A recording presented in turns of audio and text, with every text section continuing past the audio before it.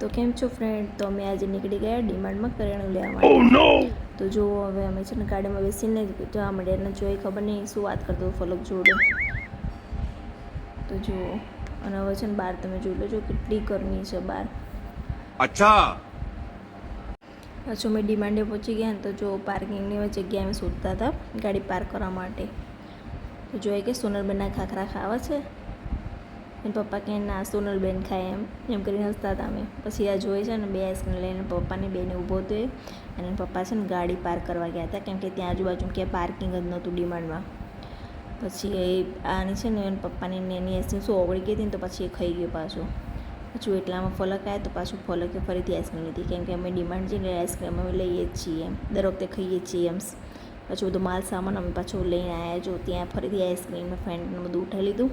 પાછું જોઈએ કે મમ્મી મને લેવું હતું તો પછી એણે ફરીથી છે ને આ લઈ પછી જો બધો માલ સામાન અમે બધો મૂકી દીધો ગાડીમાં અને પછી અમે ઘરે જવા રવાના થઈ ગયા. તો ત્યાં શું બહાર એટલી બધી ગરમી હતી અને એટલામાં ટ્રાફિક હતો તો એના ફલક છે ને આમથી આમ ગાડી કરવાનું જો સામાન બધું નીચે આમથી આમ થતો હતો. બહાર ગરમી બહુ જ હતી. જાના પડેગા. અને આ મોલ છે. અમે પછી ઘરે જવા નીકળ્યા તો છે ને અમે બસ જોઈએ ડબલ ડેકરની. એમાં બેસવાનું કોને ના ગમે.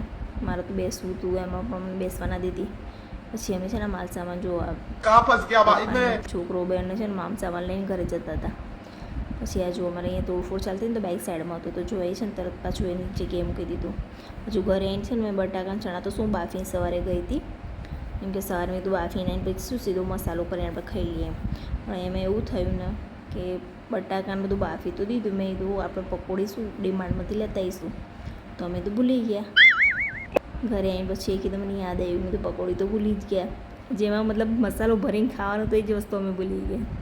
પછી મેં મસાલો બધું તૈયાર કર્યો ત્યાંથી ફલક છે ને બધું પકોડી બધું લઈને પાછા આવ્યા. પછી મેં મીઠું અને પછી મરચુંનું ધાણા જીરું પાણીપુરીનો મસાલો બધું છે ને મેં નાખીને તૈયાર કરી મૂક્યું બધું.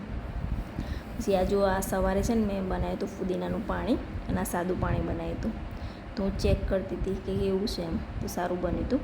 અને આ પછી મેં લસણની ચટણી બનાવી હતી એના જો મસાલો પપ્પાએ તૈયાર કરી દીધો. પછી આ જોઈ જો ખાવા બેસી ગયો કેમ કે મને બહુ ભૂખ લાગી છે મમ્મી તો એ પાછું ખાવા બેસી ગયો બધું લઈને. મારો વિડીયો ગમ્યો હોય તો લાઈક કરજો સબસ્ક્રાઈબ કરજો.